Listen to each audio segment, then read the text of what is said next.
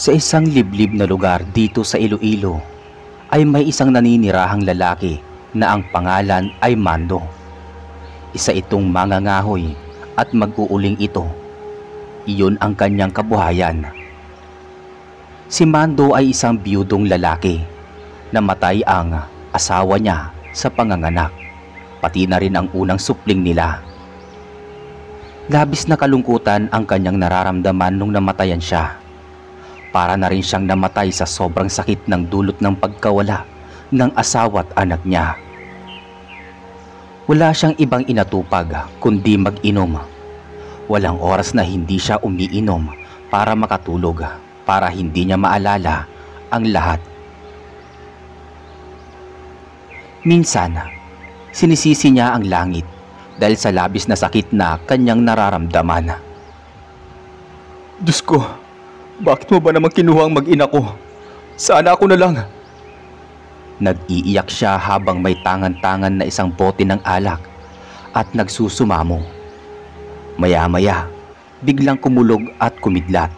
Kasabay nun ang biglang pagbuhos ng ulan. Sa kalakasan ng ulan ay may isang lalaki naman ang mabilis na nagtatatakbo dahil naabutan na siya ng ulan sa gitna ng daan. Dahil nabasa nga ng ulan ay naghanap ang binata ng pwedeng masilungan. Sakto, nakita niya na may isang lalaki ang nasa ulanan at parang tumatangis ito. Mabilis niya itong pinuntahan dahil nawalan ito ng malay at napansin niya rin na langurin ito sa alak. Diyos ko naman, ano bang naisip mo at sa ulanan ka nagaganyan? Saan kaya ang bahay nito? Wika ng binata. Tinulungan niya si Mando na iuwi ito sa bahay nito. Hinulaan na lang ng binata kung saan ito nakatira. Ang mga kasama naman ng binata ay nagsilab ng kahoy para mag-init ng tubig para ipangpunas sila sa katawan ni Mando. Inaapoy ito ng lagnat. Kinaumagahan ay nahimasmasan si Mando at napansin niyang nasa bahay na niya siya. Alam niyang nasa labas siya at naulanan kagabi. Bakit? Nasa loob na siya ng bahay niya. Napansin niyang parang may ibang tao na siyang kasama at nakita niya ang isang binata na nakaupo at nakangiti sa kanya. Nagalit si Mando dahil hindi naman niya kilala ang lalaki. Akala niya magnanakaw ito kaya mabilis niyang kinuha ang itak at akmang tatagain na sana ang binata. Buti mabilis itong nakailag. Oh, kalma ka lang kaibigan. Ako ang tumulong sa iyo kagabi. Nabuwal ka na kasi sa daanan kagabi. Naghahanap sana ako ng masisilungan, nakita kita. Alangan naman na pabayaan kitang iwan dyan sa labas. Sabi ng binata. Teka, sino ka ba? Paano mo nalaman kung saan ako nakatira? Ramon nga pala. Taga rito rin ako sa Iloilo. Nanggaling kasi ako sa Batangas. Alam mo na, naglakbay. Saka tinulungan ako ng mga kaibigan kong duwende para malaman kung nasaan ang bahay mo. Wika ng binata na ang pangalan ay Ramon. Duwende? Ikaw na bata ka, wag mo akong pinagloloko. Anong duwende? Kahit ako, ganyan din ang reaksyon ko nung una sa duwende. Sabi naman ng binatang si Ramon. Lumabas ang 5 duwende at nakangiting kumaway kay Mando. Hi Mando! Kumaway ang mga duwende kay Mando bilang sinyalis ng pagpapakilala. Impakto! Mga impakto! Sabi ni Mando. Kalma ka lang Mando, hindi kami impakto. Duwende kami. Kami ang tumulong kay Ramon para makapasok sa bahay mo. Wika ng duwending kahela. Paumanhin po kung pumasok kami sa bahay niyo na walang pahintulot. Sadyang hinatid lamang namin kayo. Pero alis din kami kaagad ng mga kasama ko. Sabi ni Ramon. Patalikod na sana si Ramon at ang mga duwende nang magsalita si Mando at napaiyak ulit. Sandali. Paumanhin din sa inyo. Hindi ko intensyon na mag-isip ng masama sa inyo. Sobra kasi ako nalulumo na mawalan ako ng asawa at anak. Sabi niyo naghahanap kayo ng matutuluyan, di ba? Bukas itong bahay ko. Pwede kayo rito. Wika ni Mando. Nagkatinginan ang 5 duwende at si Ramon sa tinuran ng lalaki habang ito ay naiiyak. Naiintindihan ka namin. Marapati mong tulungan ka namin na makabangon ulit. Wika ni Ramon. Tinawag ni Ramon si Duwending Asul dahil nasa malalim itong pag-iisip. Duwending Asul, ang lalim ata ng iniisip mo. Nakalimutan ko pala nabanggitin sa'yo na may hinahanap pa rin kami isang lalaki na magsisilbing kasama mo at kailangan na natin itong mahanap. Wika ni Duwending Asul. Tumingin si Duwending Asul kay Mando na parang binabasa nito ang katauhan at tumingin din sa mga kasamang duwende. At tinawag niya ang ibang kasama para sabihin na may nakalimutan silang tungkulin na dapat gawin na. Duwending Berde, kailangan natin mag-usap nila Ramon. Hayaan nyo na muna dyan si Mando. Sabi ng Duwending Asul. Nagpaalam muna sila kay Mando na may pag-uusapan lang silang mahalaga. Tumango naman si Mando at nagpaalam saglit na pupunta sa likod bahay kung nasaan ang kasilyas nito. Samantala, sa labas makikitang nag-uusap-usap ang duwende at si Ramon. Duwending Berde, nakakalimutan mo na ata na may isa pa tayong dapat gawin na misyon. Sabi ng Duwending Asul. Napaisip ang 4 sa sinabi ng Duwending Asul at si Ramon naman ay nakikinig lang at minamasdan ang 5 duwende. Biglang napakamot ng ulo si Duwending Berde nang maalala niya na may isa pa silang hinahanap para makita ang isang mutya ng puting pusa. Oo nga pala, may hinahanap pa kaming isang tao Ramon na makakasama mo siya. Ang nakatalaga para hanapin ang mutya ng puting pusa na nakatago sa isang kuweba dito sa parte ng Iloilo. Wika ng Duwending Berde. Pero saan naman natin hahanapin yung lalaki na yon, mga kaibigan? Sabi ni Ramon. Sumabat si Duwending Pula na noon ay nakahiga na sa hita ni Ramon. Ganito, habang nandito tayo kila Mando, subukan natin hanapin ang kuweba. Malay mo, nandito lang malapit. Wika ng Duwending Pula. Subukan natin magtanong kay Mando, pero sa mga susunod na araw na, mukhang grabe ang problema nun. Sabi naman ni Ramon. Sumang-ayon ang 5 duwende sa mungkahi ni Ramon. Pero bago yun, ay tinanong ni Ramon sa mga kaibigang duwende ang kuwebang sinasabi ng mga ito. At sinabi naman ito ni Duwending Dilaw.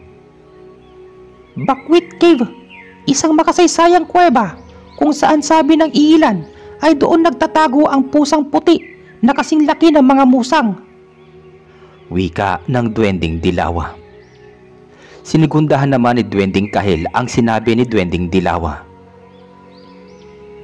At ang sabi ng iilan, bulag ito sa umaga at sa gabi nakakakita. Sabi pa ng iilan kung sino man ang makakita nito at mapaamo ito, ay ibibigay nito ang mutya. At hindi lang yon, dahil ang mutya na yon ay ang mata ng pusang puti. Wika ng Duwending Kahela. At dinugtungan naman ni Duwending Pula ang sinabi ni Duwending Kahela. Taglay nito ang bilis sa pag-akyat sa mataas na lugar at syempre, tinataglay din nito ang 9 na buhay at ang panghuli, ang mabalasik nitong paningin. Wika ni Duwending Pula. Grabe, nakakamangha naman palang mutya na yun. Swerte kung sino man makakuha nun. Sabi ni Ramona. Naputol ang pag-uusap nila nang dumating si Mando. Bago itong ligo at bakas pa rin sa itsura nito ang labis na pagkawala ng asawa at anak. Naging sanggano na nga ang itsura nito dahil sa haba ng buhok at balbas at bigote. Tinanong sila ni Mando kung okay na ba sila. Nakapag-usap na ba sila ng maayos? Sumagot naman si Ramon sa tinuran ng lalaki. Maayos na nakapag-usap naman na. Sana hindi kami naging istorbo sa'yo. Nakakayaman eh. Tatanggapin na namin dahil may hinahanap kami. Kung meron ako may tutulong sa inyo, huwag kayong mahiyang magtanong. Saka okay lang. Buhat kasi namatay na misis ko. Wala nang nagtangkang pumunta rito sa bahay ko. Kaya wala na rin ako nakakausap. Wika ni Mando. Nakita nila na nagsusukbit ng itak si Mando, kaya tinanong ito ni Ramon kung saan pupunta. Siya nga pala. Saan ka pupunta niyan? Tanong niya. Pupunta ako sa kakahuyan para maghanap ng kakainin natin para sa mga susunod na araw. Sagot ni Mando. Sasamahan na kita para may makasama ka sa kakahuyan. Para din naman may magawa ko. Wika ng binata. Walang problema. Tara, sama ka. Tugon ni Mando. Nagpaalam sila Mando at Ramon sa mga duwende at pumayag naman ang mga ito at sinabing sila na muna ang bahala sa bahay ni Mando. O paano mga kaibigan? Kayo muna dito. Sasamahan ko lang si Mando sa kakahuyan para makahanap ng kakainin na pang-imbak. Wika ni Ramon sa mga duwende. Hindi lingid sa kaalaman ng mga duwende kaya sumama si Ramon kay Mando upang obserbahan ito dahil kutob ng binata na ito ang hinahanap ng mga duwende. Gusto niyang malaman kung totoo ang kutob niya at para na rin maprotektahan niya rin ito kung sakali na may mangyaring masama. Nasa kakahuyan na ang dalawa nang si Mando ang bumasag ng katahimikan nila ni Ramon. Siya nga pala, iho. Paano mo naging kaibigan ng mga maliliit na nilalang na yon? Tanong ni Mando. Mahabang kwento eh. Sa kanilang paglalakad, napahinto sila nang may isang palaso ang biglang tumama sa puno ng akasya. At nagulat ang dalawa sa nangyari. Hinanap nila ang pinanggalingan ng pana. Tumingin-tingin sila sa paligid ngunit hindi nila makita kung nasaan ito.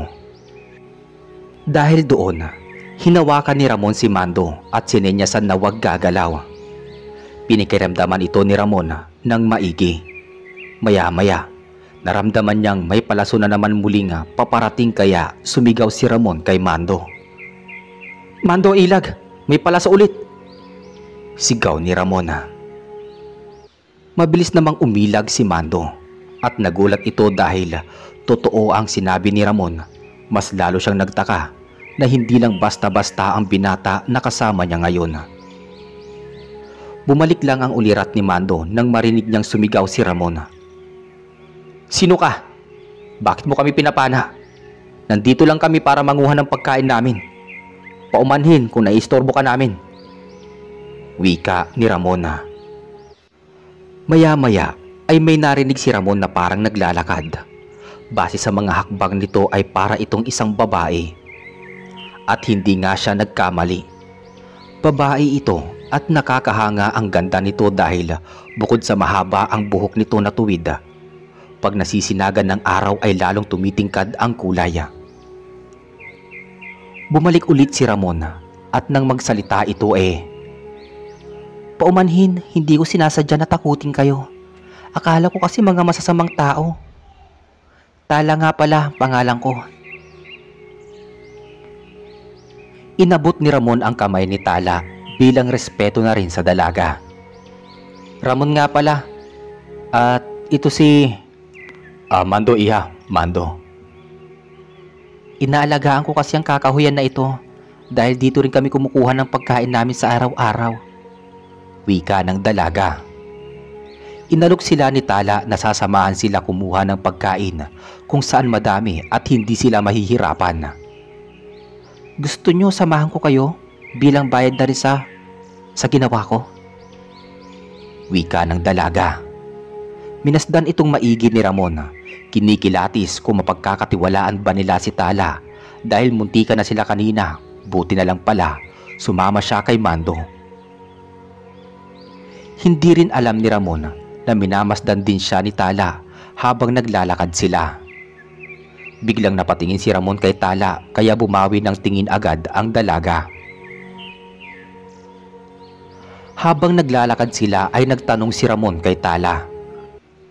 Tala, bakit mo pala binabantayan ng kakahuyan na pinaglalakaran namin kanina? Tanong ng binata. Marami kasing pumupunta roon na masasamang tao. Sinisira nila ang yaman ng kalikasan at doon din kasi kami madalas nagpapahinga ng mga kasama ko. Sagot ni Tala. Oo, Dapat nga ingatan natin ang kalikasan, lalo na hindi lang naman tayo ang tao dito sa ating paligid. Wika ni Ramon. Umubo sila Mando bilang pagkuha ng atensyon nila. Tinanong naman ni Tala si Mando. Mang Mando, pakiramdam ko may tinatago kang kalakasan na hindi mo nasusubukan. Wika ni Tala. Gaya ng ano naman? Tanong ni Mando. Mamaya, panigurado lalabas yung lakas mo. Ngayon hindi pa, kasi nangangapa ka pa sa mga kasama mo. Wika ng dalaga.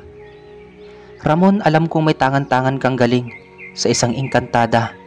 At bukod doon, may 5 ka ring duwende na kaibigan. Dagdag pa ni Tala. Namangha dito si Ramon pero nagtataka pa rin siya na bakit alam ni Tala yung tungkol sa duwende. Nagkatinginan sila Mando at Ramon. Parehong nakikiramdam ang dalawa sa babaeng kasama. Nagpahuli ang dalawang lalaki at hinayaan nilang mauna si Tala sa kanila. Kinausap ni Ramon si Mando na mag-iingat at baka patibong ito ng babae. Sumang-ayon naman si Mando sa sinabi ni Ramon. Nang nasa gitna na sila ng kakahuyan, nagkaroon ng matalas na pangdama si Mando, pati matalas na paningin gaya ng sa pusa. Nagtaka siya sa kanyang sarili kaya napahinto siya at napakapit kay Ramon. Oh, napano ka Mang Mando? At naramdaman ni Ramon na napakainit ni Mang Mando, parang may kakaibang enerhiya ito. Mang Mando, napapano ka? Tumingin ang binata sa papalayong si Tala. Mabilis na nawala si Mando sa pagkakakapit kay Ramon at mabilis na pinakiramdaman ito ng binata kung nasaan si Mando. Dahil kani-kanina lang ay nakahawak lang ito sa kanya. Mabilis siyang pumasok sa kakahuyan at pinakiramdamang maigi. Nakaramdam siya ng kakaibang puwersa sa kung saan man lang na nilalang. Nakita niya na lang natumba si Tala at sa pagkakita niya si Mando na nasa ibabaw nito. Sinasakal ang dalaga. Anong pakay mo sa amin? Bakit ang dami mong alam sa kasama ko? Wika ni Mando. Totoo nga ang kutob ni Ramon na si Mando ang hinahanap ng mga duwende na tagapangalaga ng mutya ng puting pusa. Sumunod siya kay Mando. Nakita niya kung paano magbalibagan ang dalawa. Nakita niya si Tala na iba ang anyo nito, para itong putik. Mabilis na tumulong si Ramon dahil medyo malakas si Tala dahil nakapagpalit ito ng itsura. Pagod na pagod si Mando sa hindi malamang dahilan. Sa sarili ay nakatulog siya, pero bago siya nakapikit ay nakita niya si Ramon na nakikipagbardagulan kay Tala. Nakita nito na kung papaano may lumabas na isang engkantada sa likod ni Ramon na siyang ikinabalik ni Tala sa pagiging tao. Ikaw ang nakakuha ng mutya ng engkantadang Almira.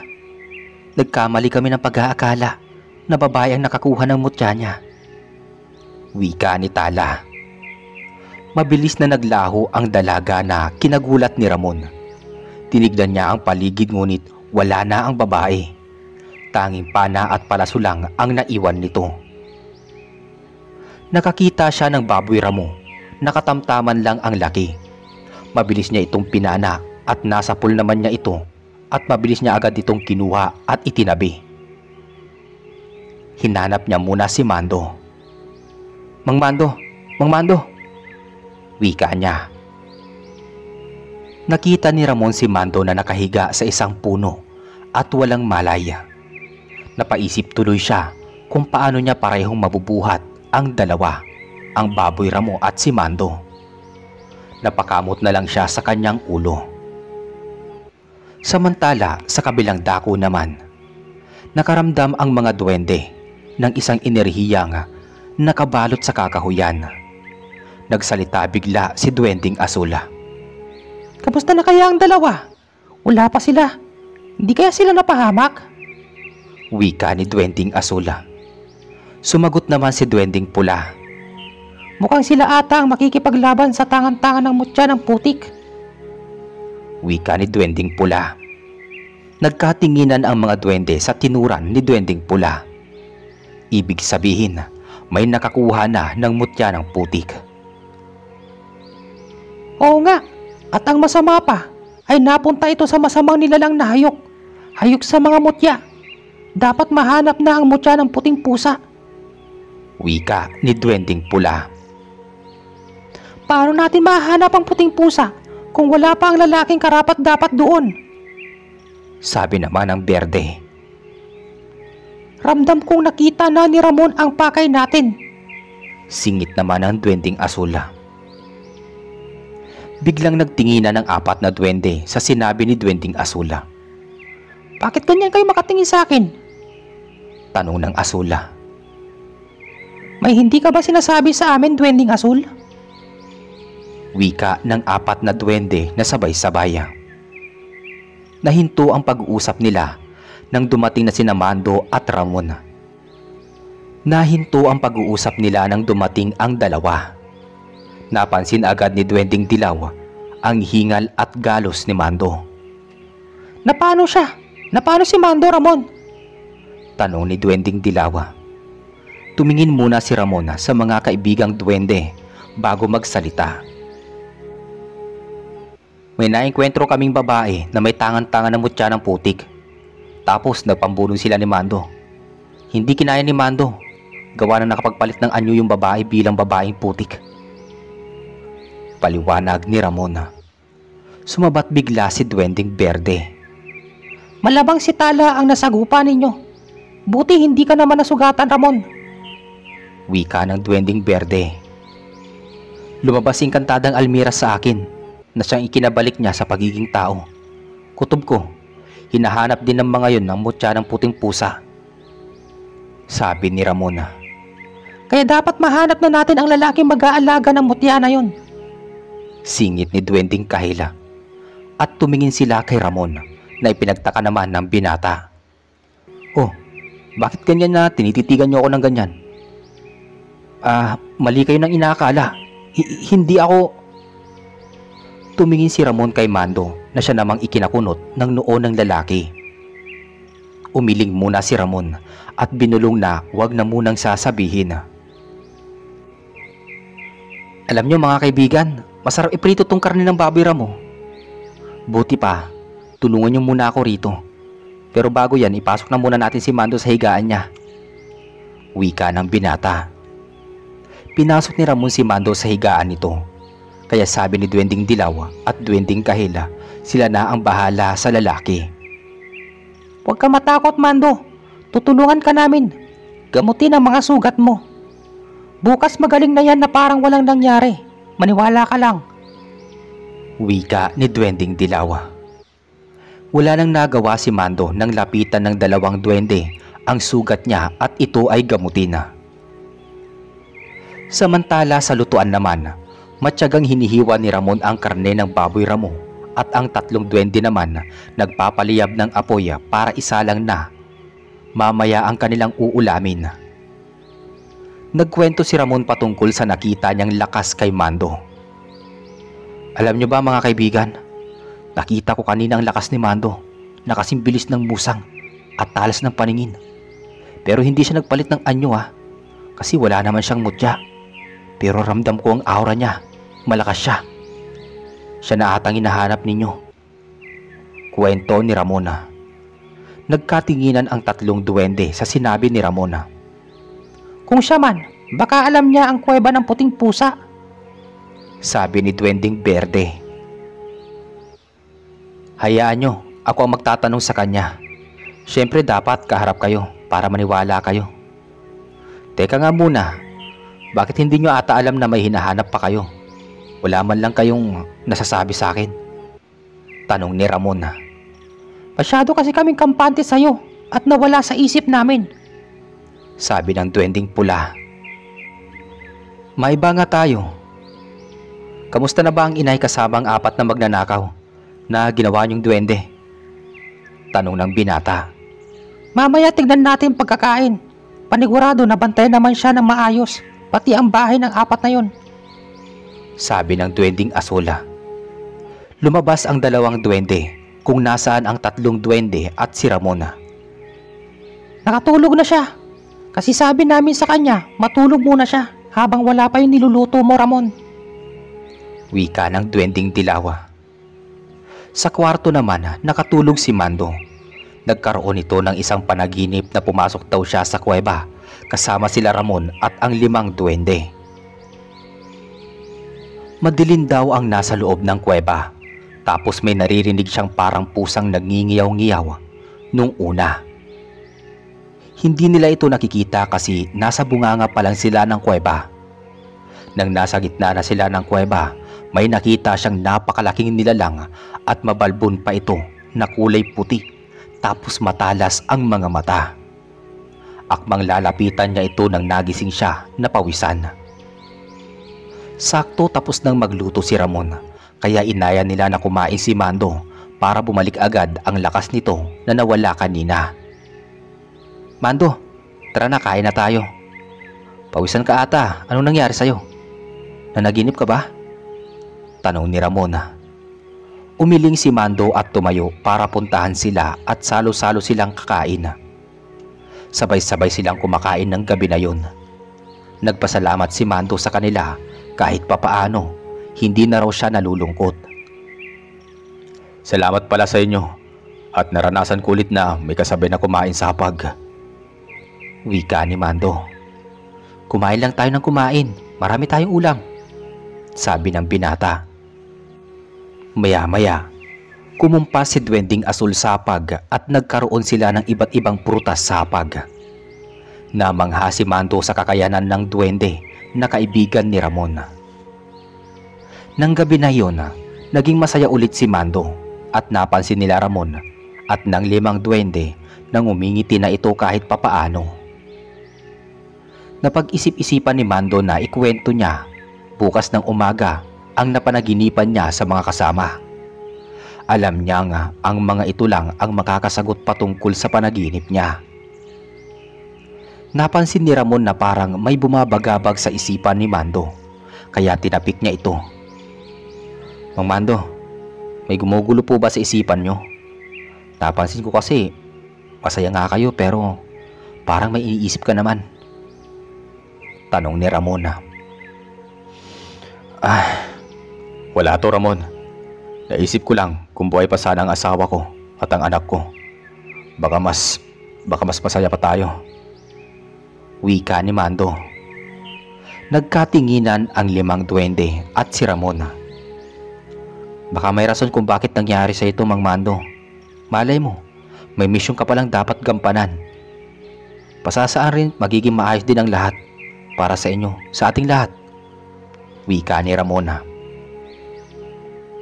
Sumang-ayon ang mga duwende sa mga sinabi ni Ramon, pati na si Mando. Napaisip din si Mando, baka nga tama si Ramon. Baka nga may dahilan ang lahat na nangyayari sa kanya.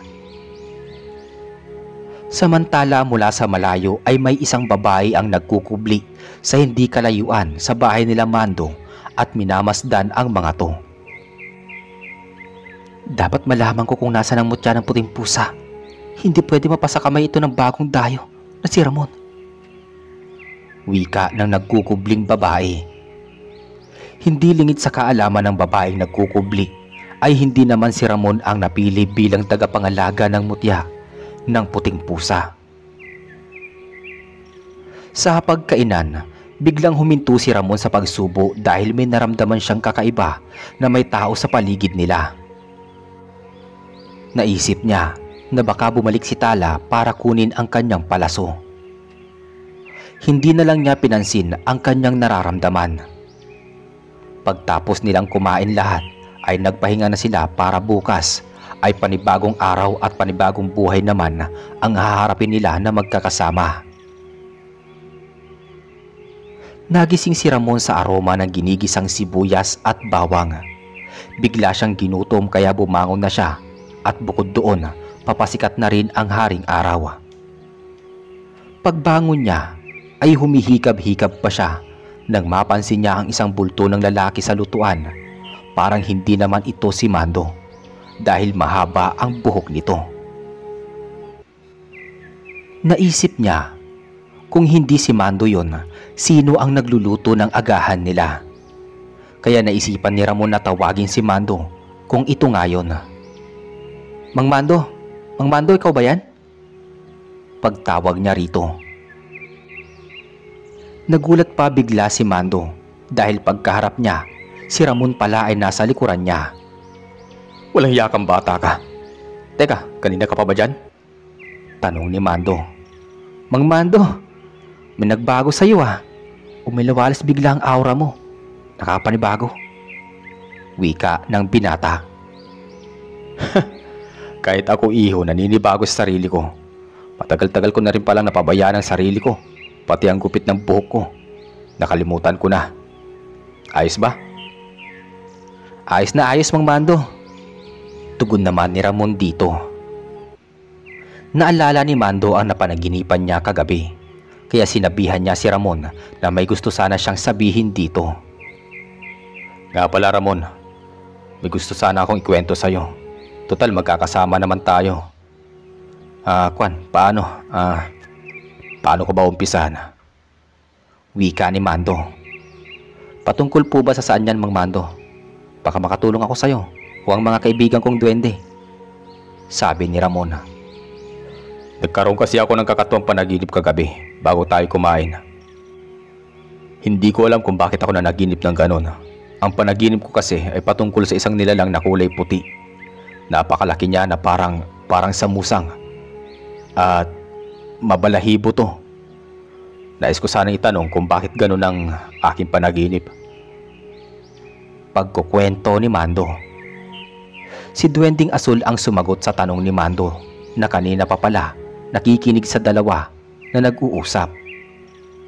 Dahil ikaw ang nahirang para mag-alaga ng mutya ng puting pusa. Wika ng Duwending Asul. Teka, kanina ka pa ba dyan, kaibigan? Tanong ni Ramon. Hindi naman. Medyo lang. Kanina kasi galing ako dun sa punso na nakatambak dyan sa puno ng nyog. Naisipan namin na dun muna tumambay na 5. Sagot ng duwende. Nagsalita rin si Ramon kay Mando na may nais din itong itanong sa lalaki. Siya nga po pala, Mang Mando.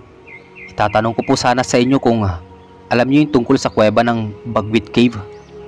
Doon kasi yung pusang puti na nasa panaginip mo. Wika ni Ramon. Kumunot ang noo ni Mando sa narinig sa binata. Napakaliblib nun. Walang nangangas na pumunta doon dahil napapabalita na hindi na sila nakakabalik pa kapag nanggaling sila doon. Sagot naman ni Mando. Kailangan nating puntahan yon kasi nandun yung pusang puti na kailangan mo. Sabi ni Ramon. Delikado kung sasama ka, Ramon. Ako na lang ang pupunta. Wika ni Mando. Mang Ramon, hindi pwede na ikaw lang ang pumunta. Dapat may kasama ka. At tungkulin kong protektahan ang kukuha ng mutya sa kuweba. Sabi ni Ramon. Sumabat si Duwending Pula sa dalawang nag-uusap. Totoo ang sinasabi ni Ramon, Mando. Ayun ang tungkulin niya. Ang samahan at pangalagaan din kung sino ang gaya niyang mapipili para makakuha ng mutya. Wika ng Duwending Pula. Bibigyan namin kayong dalawa ng gabay upang maligtas kayo sa anumang kapahamakan. Pero pag nasa kuweba na kayo, ay mawawala ang gabay nyo. Dahil meron kayong pagsubok na dapat lampasan. At pag nagawa ninyo na lampasan yon, doon ibibigay ng puting pusa ang mutya. Singit ng Duwending Berde. Hindi lang yon. Dahil may isa pang nangahas na gustong kunin ang mutya. Kaya dapat mag-iingat kayo. Dagdag pa ng isang duwende. Napaisip si Ramon kung sino yon. Hindi kaya ang may-ari ng pana at palaso na tinutukoy ninyo ang siyang nangangahas na kumuha ng mutya? Tanong ni Ramon. Nang araw din na iyon ay nag-umpisang maglakbay ang dalawa. Naiwan ang mga duwende sa bahay ni Mando upang bantayan ang nagsisilbi nilang tirahan. Napansin ni Duwending Pula na may sumusunod kila Mando at Ramon, kaya binigyan niya ng gabay ang dalawa. Pero Humingi din sila ng tulong sa kaibigan nilang engkantadang si Alvira. Kinuwento nila na naglakbay na sila Ramon sa Bagwit Cave, kung saan naroon ang mutya. Hayaan nyo, susundan ko sila kaibigan, gaya ng pinangako ko kay Almira. Tutulungan ko sila. Makakaasa kayo kaibigan. Bueno, ako'y lilipad na para masundan ko ang dalawa. Wika ni engkantadang Alvira. Minasdan maigi ni Ramon ang bawat paligid na dinadaanan nila at pinapakiramdaman ang nasa bawat paligid, dahil nararamdaman na naman niya ang kakaibang pakiramdam na kagabi niya pa nararamdaman. Kaya hinawakan niya ng maigi ang pana at palaso. Baka nasa paligid lang si Tala at sinusundan silang dalawa. Tumigil muna sila sa gitna ng batis at nagpahinga nang biglang nagsalita si Mando. Malapit na tayo Ramon, pero pansamantala magpahinga muna tayo at kumain. Bukas na natin itutuloy ang paglalakbay natin. Kailangan natin mag-ipon ng lakas. Baka papalaban tayo. Sa bagay, mas kailangan mo din ng sapat na lakas at mukhang kanina pa may sumusunod sa atin. Simula kaninang naglalakbay tayo. Sabi naman ni Ramon. Ginamit ni Ramon ang pana at palaso ng mabilis at may natamaang narinig niyang may nasaktan. Tiyak siyang babae yun. Mukhang tinamaan mo, iho. Sabi ni Mando. Mabilis nilang pinuntahan ang lugar kung nasaan may tao, pero tanging bakas lang ng dugo ang nakita nila. Samantala sa hindi kalayuan, hingal na hingal si Tala dahil tinamaan siya sa braso ng kanyang pana at hirap na hirap siyang alisin ang palasong yun. Sa kailaliman ng gabi, isang impit ng babae ang nasasaktan ang maririnig. Paunti-unting tinatanggal ng babae ang kanyang palaso na nasa braso. Bago pa man matanggal ay sobra-sobra ang natamo niyang hapdi at kirot na nararamdaman sa kanyang braso. Anumang oras, pwede nang kumalat ang lason na iniligay niya sa palaso niya. Hindi niya akalain na marunong gumamit si Ramon ng pana. Masyado niyang minaliit ang binata. Natanggal naman ni Tala ang palaso na nasa braso niya pero hindi niya alam kung kumalat na ba ang lason na inilagay niya sa palaso. Samantala, pasikat pa lang ang araw nang kumilos ang dalawa para umpisang maglakbay. 1 kilometro lang naman ang lalakbayin nila.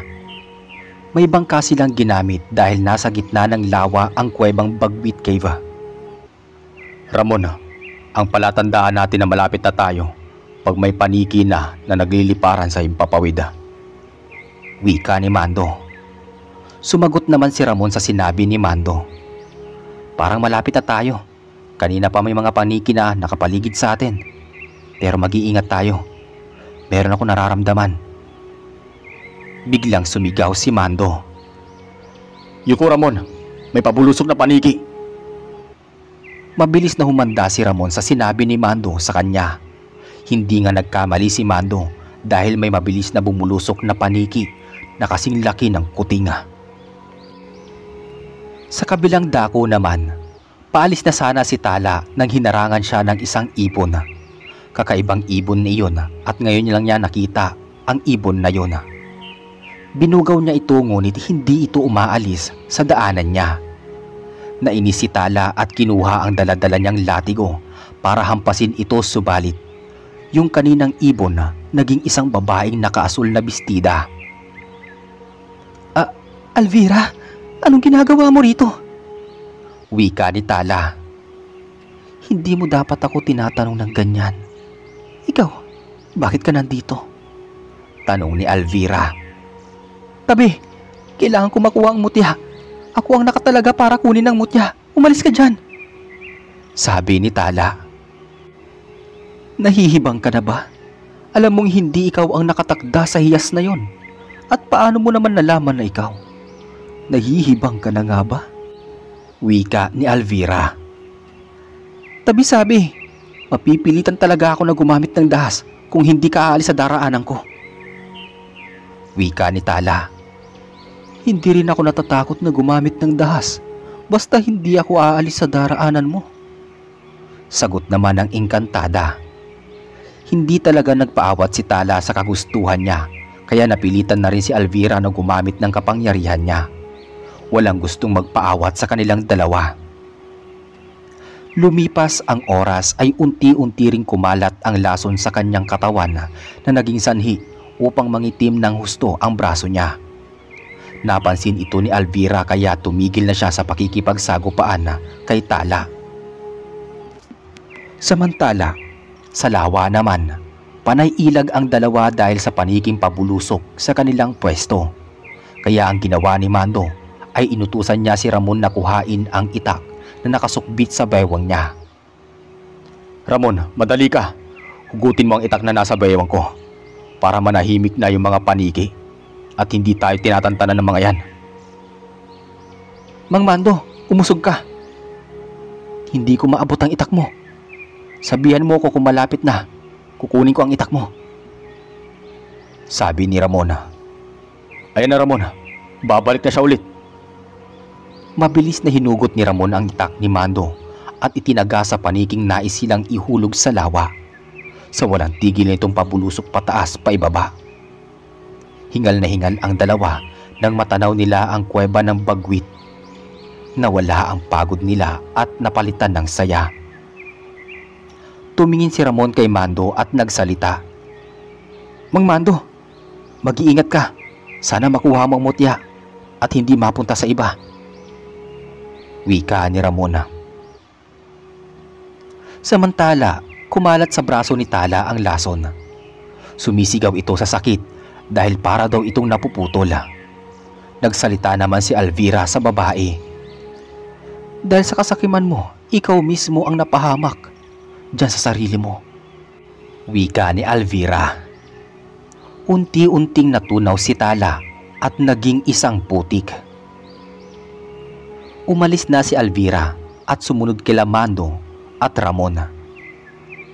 Sa kuweba naman, tangi maririnig lang sa loob ng kuweba ay ang lakad ng dalawang lalaki at patak ng tubig kung saan man ito nanggagaling. Maya-maya, parehong nakiramdam ang dalawa dahil parang may kaluskos na nanggagaling sa pinakaloob ng kuweba. Maingat silang lumakad ng biglang. May mga lumabas na mababangis na hayop. Mabilis silang sinugod ng mga ito at hindi nila alam kung anong gagawin. Kaya mabilis nila itong tinapatan ng apoy nung una. Nung una hindi lumapit ang mga yon. Hanggang mabilis silang sinunggaban ng dalawa at kinahiga nila ito at tumalsik ang sulong hawak nila. Mang Mando! Mang Mando! Sigaw ng binata sa lalaki. Nararamdaman niya ang hangin na nanggagaling sa dalawang nag-aaway. Madaling kinuha ni Ramon ang sulo at tumingin sa paligid. Nakikita niya kung gaano kaagresibo si Mando sa anyo nitong mabalasik at matatalas ang mga kuko na parang sa leon. Pagtingin niya sa paligid ay kalat na ang mga sugatang hayop. Yung iba duguan dahil sa matatalas na kuko na tumatama sa kanila. Ilang minuto ang dumaan ay dumagundong dahil may isang nilalang ang naglalakad at ngumingiyaw. Umiilaw ang mga mata nito at nakatingin kay Mando. Sa mismong mata at unti-unting lumapit ang lalaki sa malaking nilalang na babalahibo.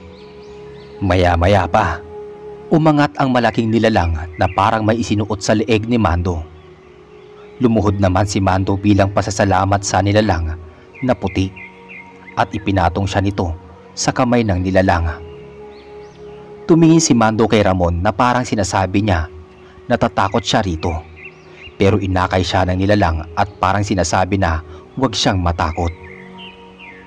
Pagpatong niya ay tinaas siya nito at dinilaan siya sa mukha na parang sinasabi na alipin na siya ni Mando. Lumapit na rin si Ramon sa pusa at hinihimas-himas ito. Hinawakan din sa ulo ni Mando ang pusa bilang pasasalamat ulit. Pagtapos nun lumiwanag ang kwintas na suot ni Mando at nawala rin ang puting pusa. Nakabalik ng ligtas ang dalawa sa kubo ni Mando at masaya nagkwento ang dalawa sa 5 duwende na nooy nakikinig lamang sa kanila.